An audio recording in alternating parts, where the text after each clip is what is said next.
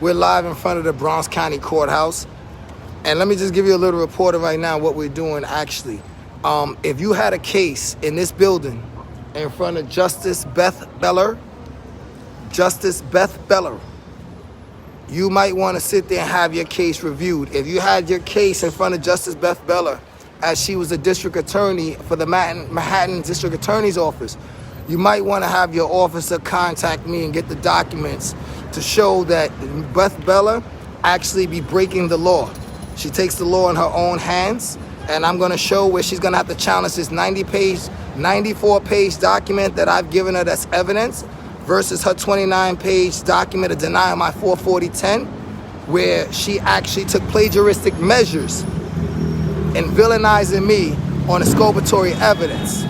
Mayor de Blasio is even more of a shame for you because you appointed Beth Beller just along with 42 other justices on January 1st of 2017. So she's done a grave disservice to our community, and you definitely made the wrong choice as far as even appointing Beth Beller on the bench. We cannot have civil servants like justices or even the district attorney's office perpetrating acts like this against innocent citizens.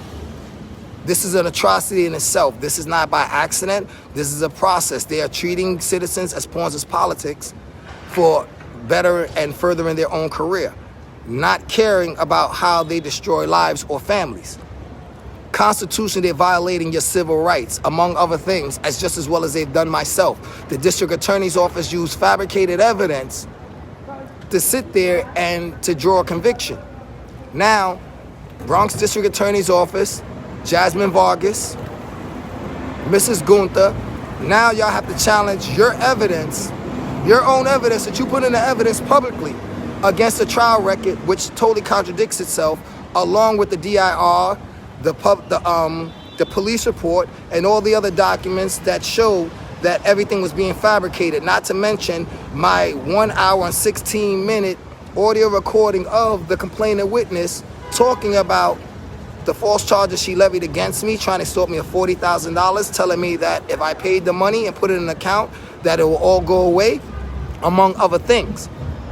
This is things that I sat there and implored during the audio recording, that I would stay in court having faith in the justice system. Well, the justice system has totally let us down. And they let me down. Okay, and at the end of the day, there's no reason for us to have faith in the justice system. And I'm going to show you, because now they have to challenge these documents with a certified court documents that sits there and reveal this atrocity. I done reached out to the Attorney General's office, filed a formal complaint with Letitia James' office twice. Once in 2018, again in 2019, and again in 2020.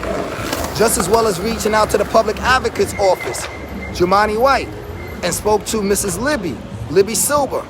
There, forward documents over there in regards to trial transcripts, police reports, everything that exposed this atrocity, which these civil servants had a moral duty to sit there and to address. If they're not going to do it for us, we got to do it for ourselves.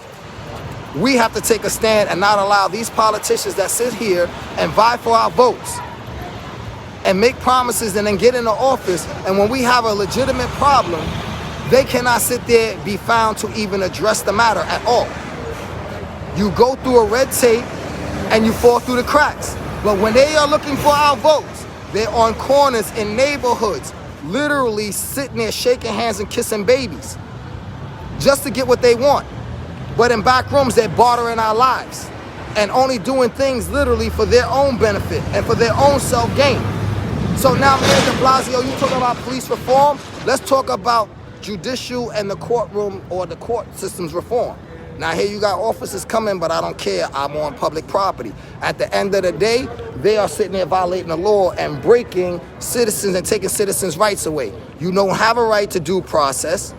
So therefore, where does Black Lives Matter? Literally, they don't even matter. Not the way they sit there and barter people's lives. So I'm telling you, anybody who had a case in front of Justice Beth Beller, if Jasmine Vargas was the ADA on your case, if Mrs. Gunther was also on your case, then you want to look at these documents and watch how they have bent the law and broke the law and what they're doing to innocent citizens behind closed doors. They do not want you to know what goes on behind courtroom doors, period. So I'm letting you know right now, you don't have no reason to have no faith. It's a shame that they got Martin Luther King statue in front of the courthouse in White Plains, New York. And on it has an inscription from a letter that he written in 1963 in his Birmingham, Alabama jail cell that states, injustice anywhere is a threat to justice everywhere. That right there is really a travesty and a monarch. It's like actually making a mockery of literally his legacy and everything he fought for. To make us believe that they've given us something to make a change while these atrocities are being regularly perpetrated by justices, district attorneys. And these are individuals that have sworn to uphold the law in our society. They're worse than the average criminal outside because they're doing it to innocent people, knowing the legal and social ramifications that one would suffer going through those perils. So now we need a change. We cannot have civil servants perpetrating this act. So therefore, I'm going to make everything public. And I suggest that anybody who had a case in front of them, trust me, the appellate halls should definitely be crowded because she was a 17-year veteran of the district attorney's office in Manhattan. She's been a judge right here in the Bronx County since Mayor de Blasio appointed her and 42 other justices on January 1st of 2017. He made a public statement. Well, I challenge you to sit there and weigh that statement in regards that you made in regards to the credibility and integrity of these justices that you sat there and appointed and the disservice that they have done or she has done to the bench and as far as law.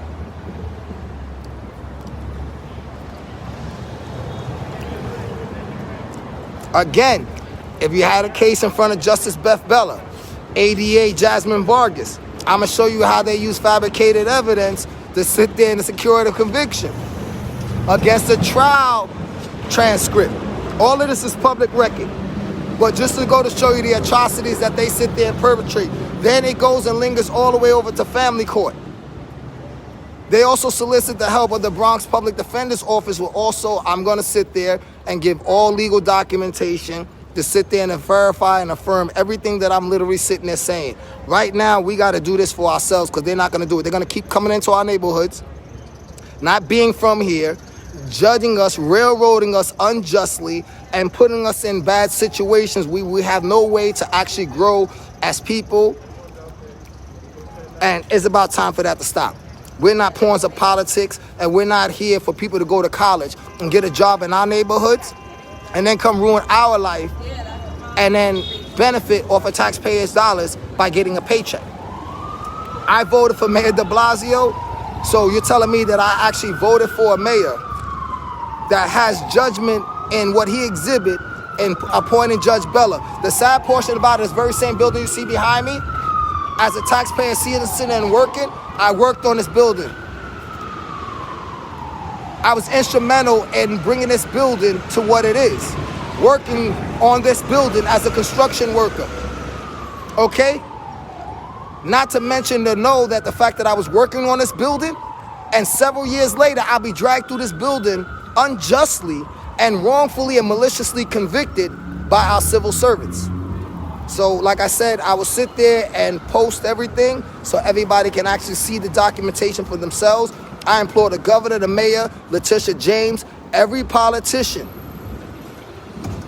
even the president, President Biden, Madam Vice President Kamala Harris, I voted for y'all. Y'all said Black Lives Matter. Show us that Black Lives Matter, because right now I'm going to give you documentation that's going to show a deliberate act perpetrated by these individuals.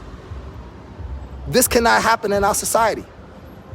This is not a democracy if they're perpetrating acts of that magnitude against anyone, even if it's an unsuspecting defendant that comes in before them that isn't really educated. They have a moral duty to make sure that person has adequate awareness and is aware of what they're facing, and they have adequate representation. That's their moral duty. She's abused that and turned around and villainized and wrongfully and unlawfully abused the law in her position. She's a tyrant in her own entity, and that cannot be allowed. We cannot have judges walking around in their own entity acting as tyrants and making decisions against innocent people that's ruining their lives. That is not literally sitting there lawfully upholding the law. She sat there and made reference to someone's integrity, where they're not a person of candor, making reference to myself. But at the end of the day, Judge Beller, how are you integral or of a person of integrity, of moral honor, if you swore to uphold the law? Explain in your 29-page document that you denied to vacate my 44010 versus the audio recording along the 93-page document furnished to you, requested by you, by my appellate attorney. So we would like to see what the people think about your decision versus that document along with the hard copy of that audio recording. And let's see if you're able to try to explain what you couldn't, your reasons for your analogy with consisted in that denial, which is blatant, and it shows clear and concise what your intentions were.